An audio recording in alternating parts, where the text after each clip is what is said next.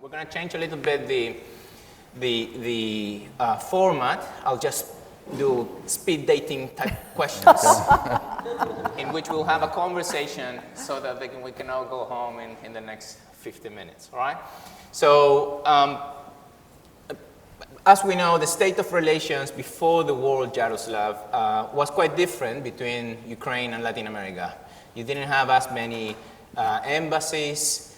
Some only have consulates and didn't have an ambassador, of course. But now that situation has changed. We'll later talk on a new strategic communications policy from the Ukrainian government, which actually engages with the Western Hemisphere. But let's go with baby steps. How's the state of relations 2025 between Ukraine and Latin America?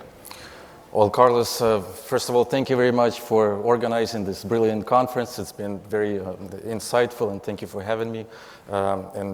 Taking this opportunity, I would like to thank the UK government and the governments of all countries present here for support and solidarity with Ukraine as we fight the war, not just for our homeland, but in defense of most fundamental laws and principles that are the cornerstone of global peace and security.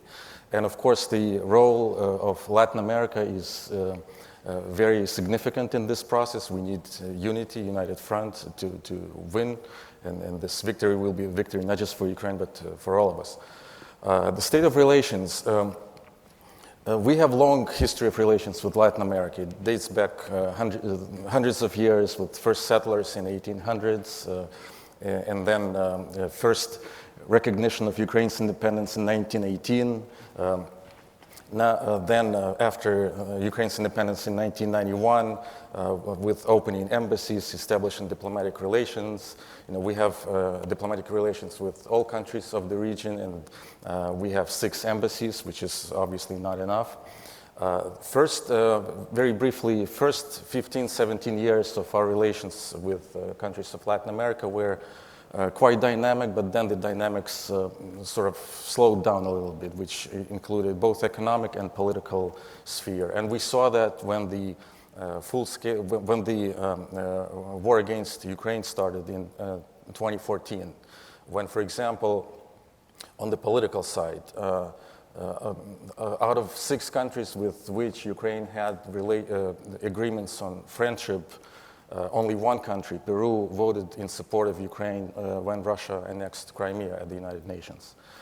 Trade also went down, and from 2013 to 2023, let's say trade in services went down 7 times, trade in goods 2 times. So we saw the need to change things, and we adopted the strategy that you mentioned to take a systemic approach and to boost our cooperation on all fronts.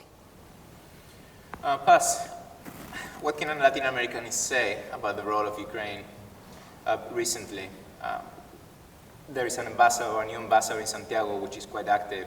Yeah. But you also have other players that have been active in Latin America, especially the Russian diplomatic corps. Yeah, well, you can always say that it's a very uphill battle because you're starting from zero in practice.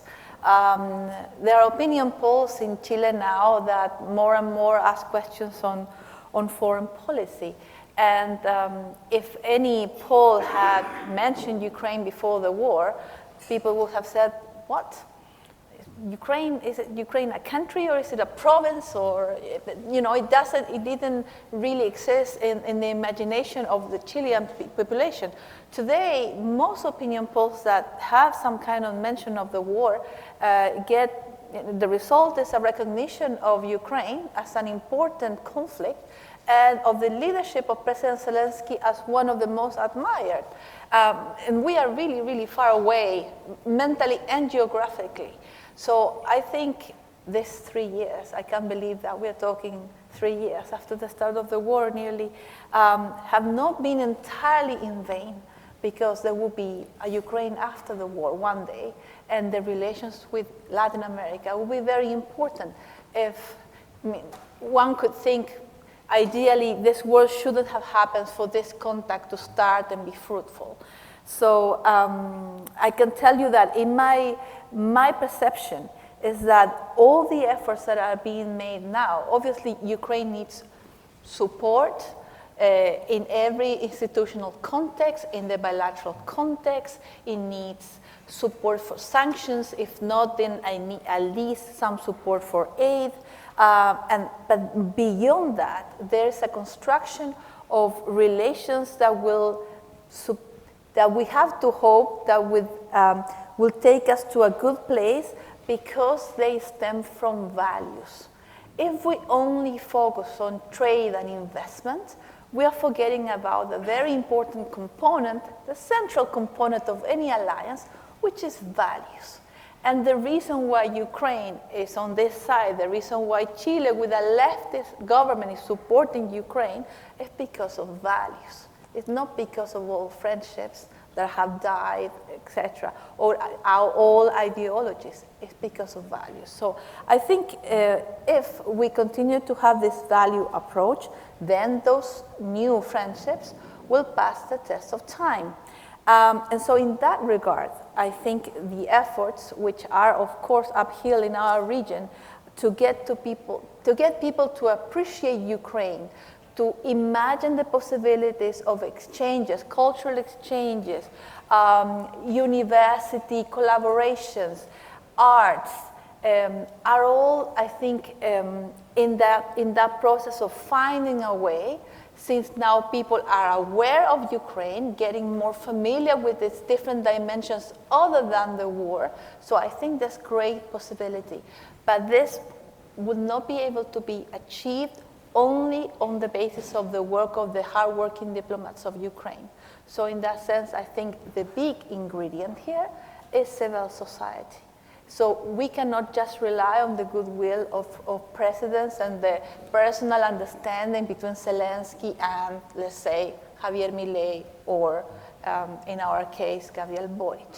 So I think this, for me, the big questions after following this topic exhaustively for 3 years continues to be civil society. And for me, the ingredient that is key to any success, both now at the time when we are thinking what would be the avenues for a peaceful settlement and beyond, is civil society. And so awareness and where culture plays a central role is to maintain the idea of a free Ukraine, a Western Ukraine, because Western Ukraine is the respect for their own self-determination, is what they have decided they want to do with their own future.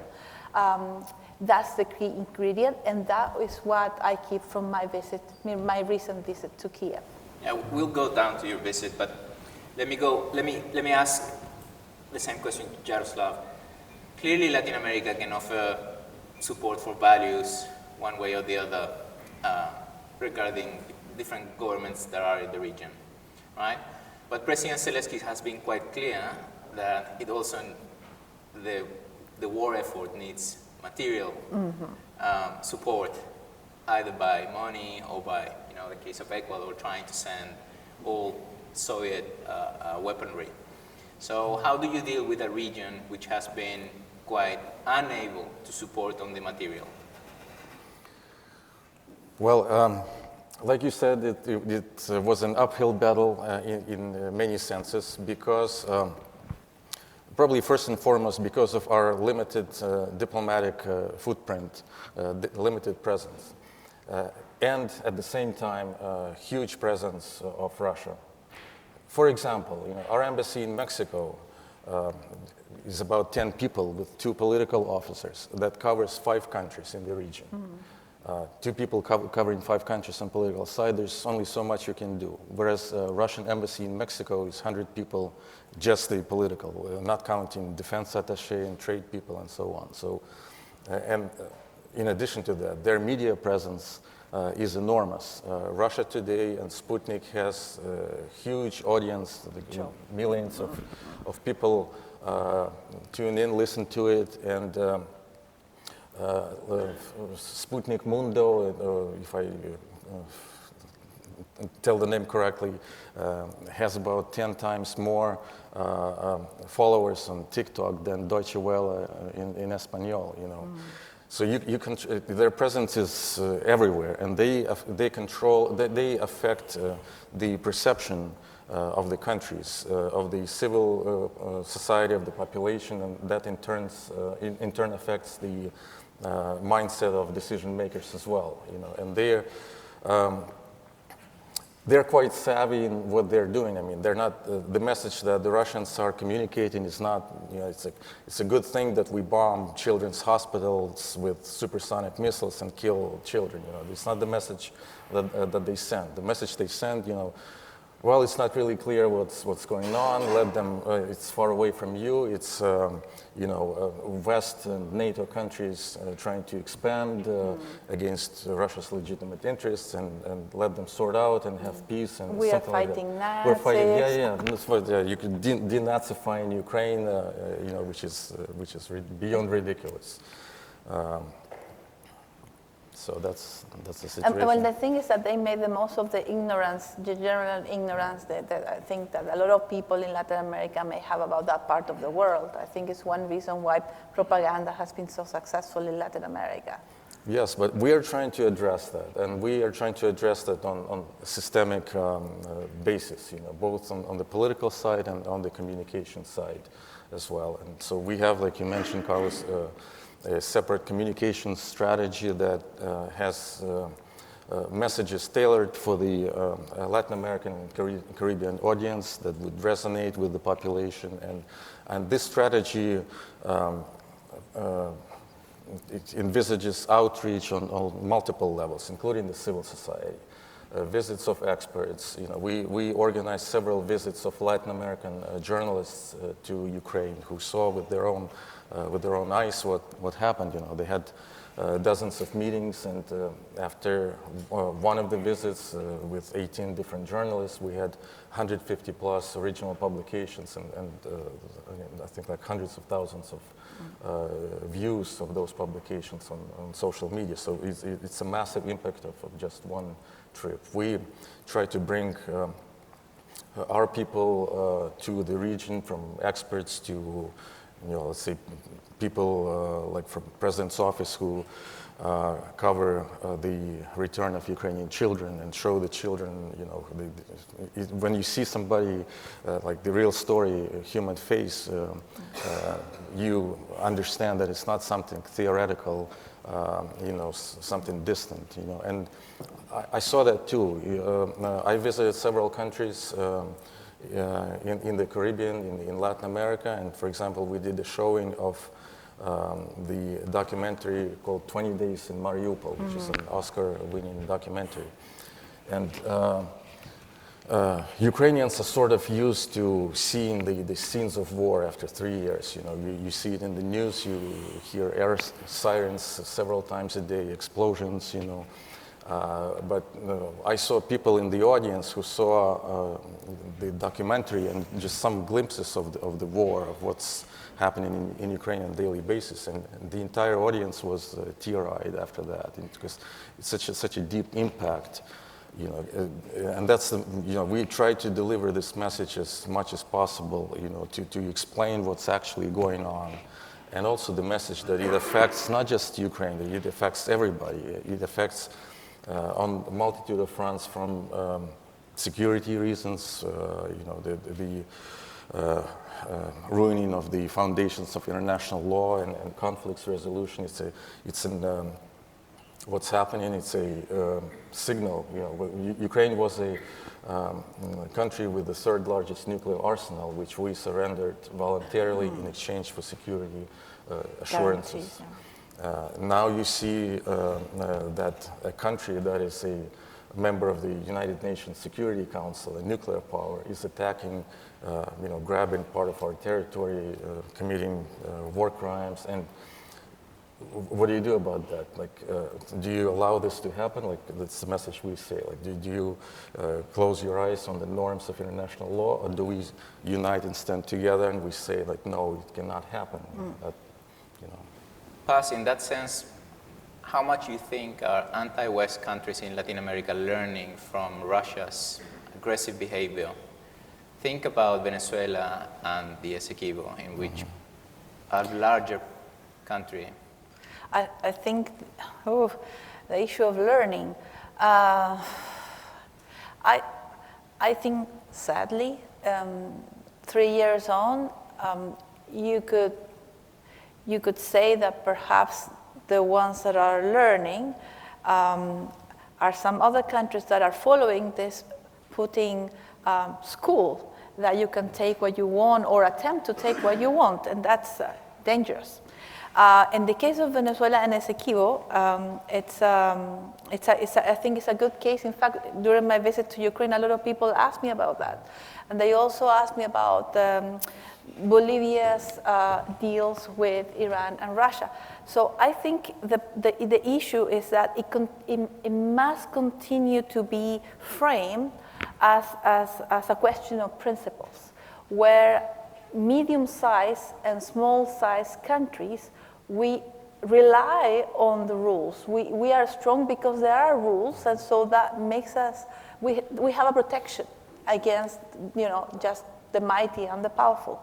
I think the problem in Latin America actually are these old loyalties to Soviet Russia, and they run very deep. And otherwise, how you could possibly think that the Russian army is invited every year to Mexico City, national parade, and the army is the one that is committing these horrible war crimes in Ukraine. For example, taking the children or building concentration camps where horrible things happen and that I visited. So I think we have perhaps underestimated not only the power of propaganda, but also the power of these old loyalties. And in that sense, I think one clear sign of leadership that I think we must all be thankful, all those who value the rule-based order, is the leadership, for example, of the president of Chile, who he has in his coalition, for example, the Communist Party that is very much supporter of Russia, traditionally. However, he has been maybe fighting battles inside his coalition in order to maintain the support for Ukraine, and that has not been easy. And he's been vocal enough to also exercise in international fora this leadership. And for example, for that event in Switzerland, that summit, he was chosen to be one of the main speakers, as a sign that in Latin America there were countries that saw this as a matter of principle. But I think it's not easy.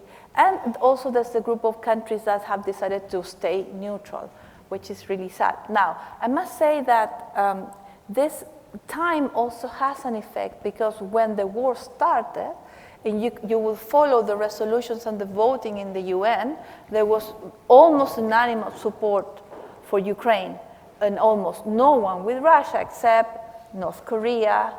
Venezuela, the Venezuela ambassador ran to the bathroom and didn't vote, and Belarus obviously was with Russia, but almost no one, even in Nicaragua, of course, was with Russia. But then that support, I think, has been eroding over time. Also because I think that's a factor. There's war fatigue. And so one thing that I could pass on to the audience is that I think although Ukraine is not alone, the fact, for example, that today all the main cities are bombarded every day, and that doesn't make the headlines, and so hospitals can be bombed, schools, universities, and that doesn't make the headlines at all, obviously make the Ukrainians feel very frustrated. So I think, sadly, I think the only thing that really could help to maintain this in the framework of principles and rules and sustain this thing as this goes along, and I don't think we see an ending very soon, is number one, information. So truthful information available to everyone, reaching out to civil society, and to continue to frame this as a matter of law. Because otherwise, if the rules are being disarmed or disbanded, then we will all feel the result of that. And I very much feel that any threat of invading Mexico for whatever, with whatever excuse, any intervention on internal affairs, such as what is happening regarding Greenland and Denmark, because those are Danish, self-determination is a Danish affair. All of this, I think, for me, are stemming somehow of the sad precedent that the war in Ukraine has created. Yaroslav, school me why the Ukrainian government called the strategy towards Latin America a communication strategy and not a foreign policy engagement strategy. And tell me how it's been implemented so far. Well, we actually have two strategies, one foreign policy strategy and one communication strategy. So we covered all bases in that. The political so-called political strategy, it plans our steps on the political front, on the economic front, cultural exchanges, cooperation in the field of security, for example, very specific things that need to be done, and it's a very detailed strategy. It's not open. It's a classified document, but with specific steps. It's about like 40 pages long that spells out what needs to be done, and we are doing that. We are energizing our political dialogue. Because it's important to have context, especially, I believe, in Latin American culture. You know, it's important to be there, to talk to people.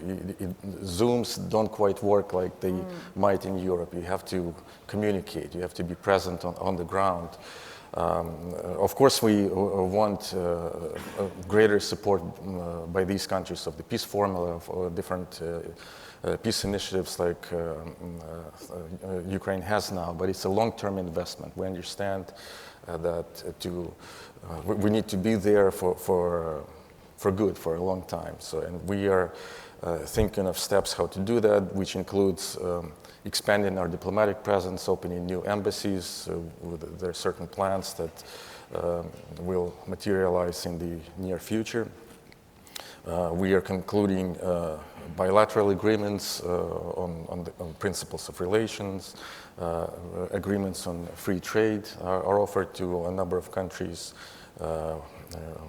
We are revitalizing the work of bilateral trade commissions, which have been dormant for many, many years. And we explore different opportunities that we have to bring this cooperation to a new level. I mean, there are obvious challenges that this strategy also analyzes. You know, the obvious one is that Latin America is far away from Ukraine. You know, and it's difficult for our businesses to trade there, especially if there's huge competition from the neighbors, from China, from the European Union. So there's a task to offer something unique that Ukraine can offer. And in fact, we have things that are unique and that are in demand in those countries, from sort of traditional goods, and going back to the point that you made with the loyalty to the Soviet Union and to Russia being equaled in minds of some people as the Soviet Union. It's not true. You know, so Ukraine was part of the Soviet Union, and for example, Antonov airplanes are made in Ukraine, in Kiev, and we supplied to many Latin American countries. They're still flying there. We're servicing them. You know, Kharkiv produces turbines for power plants all over Latin America. Fertilizers. You know, we're a major producer. There are things like Ukraine is known for as being breadbasket of Europe. We feed over 500 million people, 500 million plus people, and we supply to Latin America as well. Fertilizers, like you mentioned, but there are also new services and technologies that we can offer and are in demand. For example, Ukraine has a cutting edge in digitalization, digital technology. It was part of our strategy to fight corruption, and we have this program of, it's called like government in the phone, a country in the phone. So pretty much all the services, I have an app on my phone, you can access pretty much all government services on your phone, like whatever you need, any sort of certificate. We used to have to go to an official and who might ask for bribes and stuff like that. You cannot bribe your phone or a computer, So, and this is something that's we've discussed with a number of countries, and they're interested. Also, countering cyber threats. We unfortunately have gained a lot of experience because this is part of Russian hybrid war tactics, daily attacks on our critical infrastructure, both kinetic and cyber. So we have some expertise that we can share. So I think that's a great segue to open up the floor, because I'm sure that we've had this discussion in the previous panels on how to digitalize Latin America, how to provide for better security services, and I think that what you just mentioned, that trigger of innovation that's been stemming and mushrooming in Ukraine has been quite impressive. So I'll take some questions from the floor.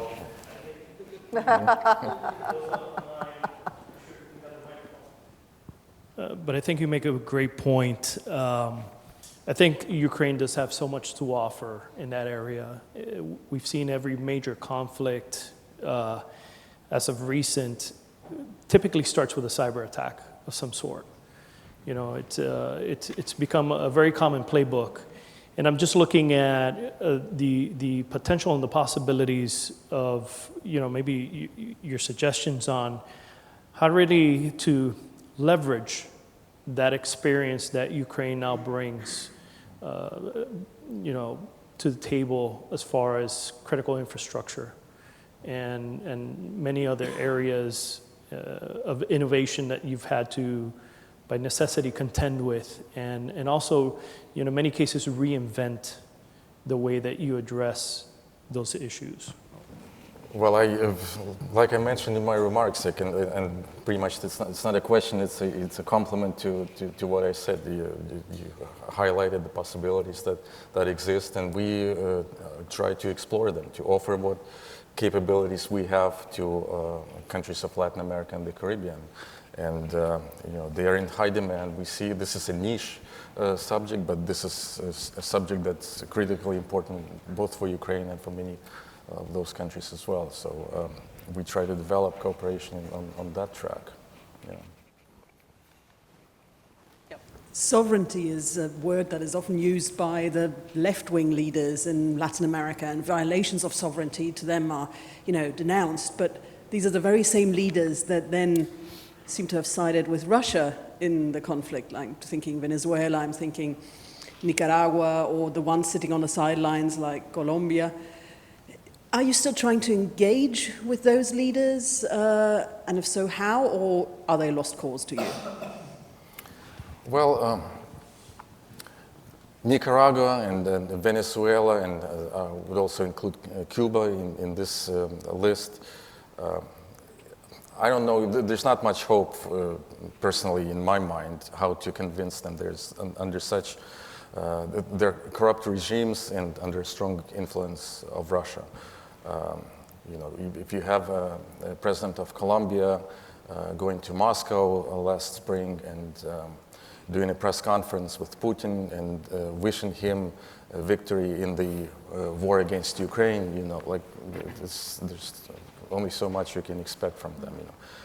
Colombia wouldn't call them a lost cause at all. I mean, we have good relations with Colombia. In fact, under the previous administration, they provided certain support in military items, not kinetic, but like helmets and I believe bulletproof vests.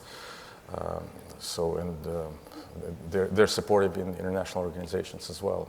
So, but those three, Venezuela, Nicaragua, and Cuba, it's a different case and difficult case. And may I just interject there, because I think for me one country that concerns me is Brazil, because it so happens that Brazil is the largest buyer of Russian oil, according to the FT, and of fertilizer. So unfortunately, I think that makes it very difficult for Brazil to have credibility to play any role when it comes to being an active part of your engagement with Latin America. Maybe it's an opportunity for other countries to step in, but certainly I think the dependence of Brazil in terms of the fertilizer and the oil makes it very hard for this country that is so important in the region to have a greater role in this function. Yeah. Well, we have a dialogue with Brazil, and we appreciate the efforts that Brazil made trying to find solutions, but we emphasize, any initiatives to resolve the crisis, they should not, be introduced without Ukraine being a participant in the development of those initiatives. And they should also include the basic, tenets such as sovereignty, territorial integrity, and we have a template, a plan, the peace formula by President Zelensky. Additional provisions, we can look at them, but we see the President Zelensky's formula as the basis, as a roadmap how to achieve peace, because the points of the formula, they also address the weak points in the international law, but that were uncovered by the conflict and the inability of the international system to stop it, to address it. So, I think personally, if I could just, before we go to the next question, one thing that I regret is that when 10 years ago, when Crimea was taken away from you, there was no proper reaction of Latin American countries. In fact, for example, a month after that happened, Lavrov, the Russian foreign minister, visited Chile, and he was in talks with the Bachelet government at the time, a month after the invasion, on a free trade agreement and a possible visit of Putin to the Antarctic. So I think we came late to the realization that was very serious. And I think, after that, you knew what was going to happen, and the world didn't really listen to you. So I think in the part of Latin America, yes, we have been late to this waking up realization. Question from Neil Melville. Hello, thanks very much. President Trump has now put a lot of focus on moving the Ukraine war towards possible ceasefire, maybe a peace agreement. That's going to be a process that the United States, Russia, and Ukraine will, of course, be at the center of. But there will also be an international dimension to that potential process.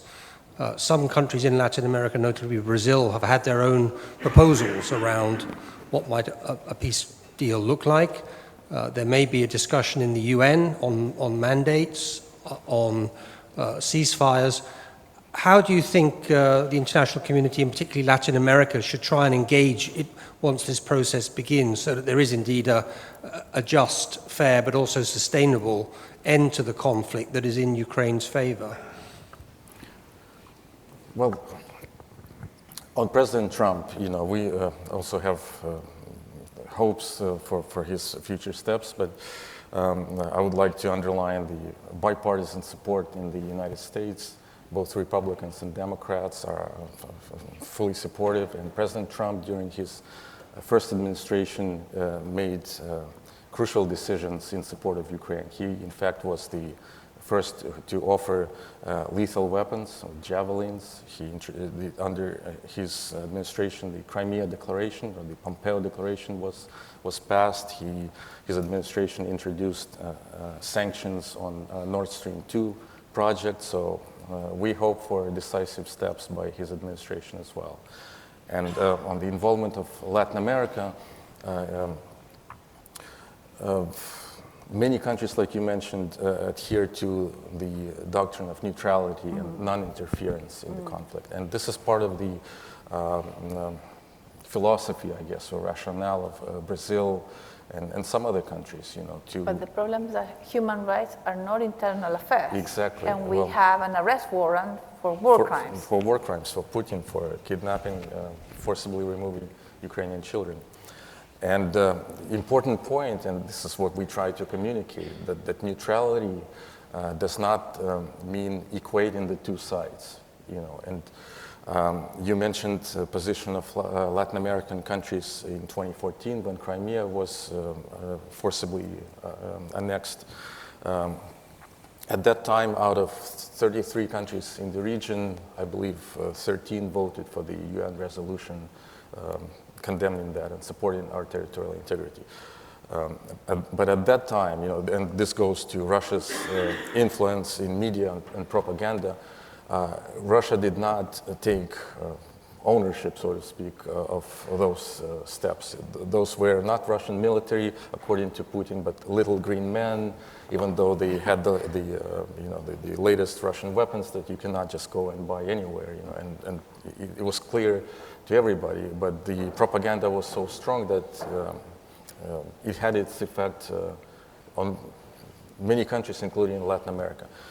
In 2022, all the masks were off. You know, he said, you know, it's us, it's we're imperial. Going in, it's imperial, and you know, there are no questions now. And the level of support in Latin America and the Caribbean skyrocketed. You know, except for those countries that you mentioned, everybody was clear. No, this is not how you do things, and we need to push back. You know, and the United States position is very clear. So we want to have everyone on board, the United States, Western Europe, Asia, Africa, Latin America, because this is something that's universal and it's clear. It's black and white. You know, it's evil and good. You know, when one country attacks another in the 21st century, and you can watch it live on television, you know, there are very few things that can delude the understanding of what's really happening. Yet, if I may just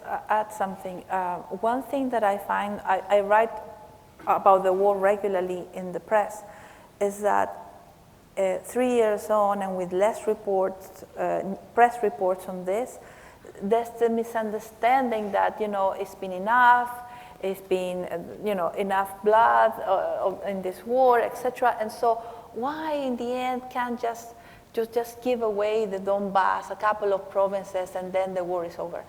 And then I think the big misunderstanding, and very common in our region, and that this is a war about just territory. And so if you give Putin what he wants, then everything will be peaceful and back to normal. And it's very hard to tell them and to make people realize that this is not about territory. This is not about giving Putin a couple of regions or provinces. This is about Ukraine's existence as a country. If Ukraine stops fighting, there's no more Ukraine. And so I think once you start doing this kind of education, then people realize, oh, so this is why they have to continue. Yes, they will continue until the very end. And so this is a war unlike other wars that we know. It's about principles and about survival. And I think, if anything, this deserves the support, even if it's not material support. I know because of political realities that may be hard that we provide weapons, but it needs constant support on the matter of principle, because even that the Ukrainians need and value. We can take one final question from Marcelo, and then probably from this side. Thank you. What do you think about, what are the risks? I'm following the Neil Melvin question. And what are the risks for the Latin American countries letting Russia doing what they are doing? I mean, the Latin American countries are not supporting the war, just diplomatically, politically, but they are not sending weapons or even non-lethal material like medic care and a helmet and so forth. So the war is over there. We are just here, so don't care much. In this point, what are the risks? What can you tell to the Latin American countries? What are the risks that letting Vladimir Putin continue doing what they are doing now? Shall we hear from this side as well? so that, then we can probably wrap it up. My question is actually, you referred to the Venezuela-Essequibo dispute. My question would be about whether, especially with the latest escalation of Maduro planning to elect governor of Essequibo, would you say that it's necessary to push that recourse into the United Nations Security Council in order for Venezuela to abide by international law? And if so, what kind of leverage in terms of the Goliath, David and Goliath dynamics, would you say that are necessary in order to put Venezuela in the situation, and also that would escalate into Russia being in a difficult situation to abide by international law? You want to address the first? I believe your question is the answer to your question. You know. These are the risks. It's about, you know, like you said, I mean, aside from the effects that countries can feel even now in terms of worsening food security and fertilizers and things like that, because, I mean, the things that happen, they affect global economy in a major way. Prices on all goods and stuff. But the main effect is the undermining of the most basic principles of international law, the principles and values that the entire world is built on, that we created after the end of World War II to make sure that, like in the UN Charter it says, so that the future generations would not see the scourge of war ever again. Now we see the system trying to be destroyed by a nuclear power and a member of the Security Council. You know, we cannot let it happen. We simply cannot, because we will see domino effect all over the world, and potentially in Latin America too. You know, once it happens in one place, it can happen in other places. And also, nuclear security that I mentioned is another important aspect of that. You know, we gave up the third largest nuclear arsenal in exchange for security assurances. Now the country that gave those assurances is the one that's invading us. What signal does it send to countries that aspire to get nuclear weapons? You know, that no matter what you sign, it's not worth the paper it's written on. Mm-hmm. Only strength and military force can guarantee your safety and security. Do we want countries to follow this pattern, to militarize, you know, or do we want to have a system of laws in place, checks and balances that, you know, can keep peace in the world? Two things. When Marcelo asked what are the consequences, well, I'll tell you a story. I go to my bakery. This was maybe 6 months after the start of the war. My bakery in the center of Santiago, and I see that the price of a fruit pie has gone up considerably. And I said, well, you know, why is?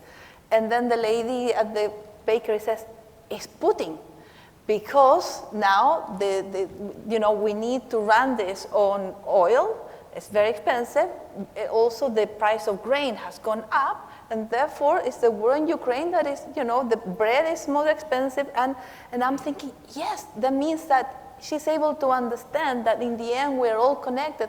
What happens in Ukraine actually has an effect if you want to buy a pie in the center of Santiago as far as we are. And the question on Essequibo is crucial. I think it should have been a scandal that a year after stealing the election, Maduro stole that referendum, fake referendum on Essequibo, in order to have a justification to redraw the map of South America, and not a single president in our region said a word. There was a very watered-down declaration by Mercosur that called parties to talk. Is there anything to talk when they are changing the map and taking 2/3 of Guyana? So unfortunately, I think because Maduro feels a lot of support from China, North Korea, Iran, and Russia, the only language he understands at this point that he has consolidated his power is the language of force. And I think Guyana, 3,000 soldiers versus 100,000 soldiers of Venezuela stands no chance unless Guyana has solidarity and support. And this, I'm worried that one day, I hope I'm wrong, Bolivia might descend into a dictatorship because, you know, it's kind of a toss, and then Bolivia might become a second Venezuela, and this type of behavior that we see could be reproduced in other parts of South America. So I think the risks are very high. Well, I'm sure your baker is reading RUSI analysis regarding the Ukraine war. On a more positive note, I wanted to thank Yaroslav and thank Paz for both of your insights. I wanted to thank the guest speakers who are still with us, and of course, everyone that came to the conference. Thank you very much for being part of the Institute for one day. I hope to see you on the Latin American security programs during the year. And of course, next January, we'll have our 4th Latin American Security Conference. So let's give these two guests a big welcome, a big thank you. Thank you, appreciate it.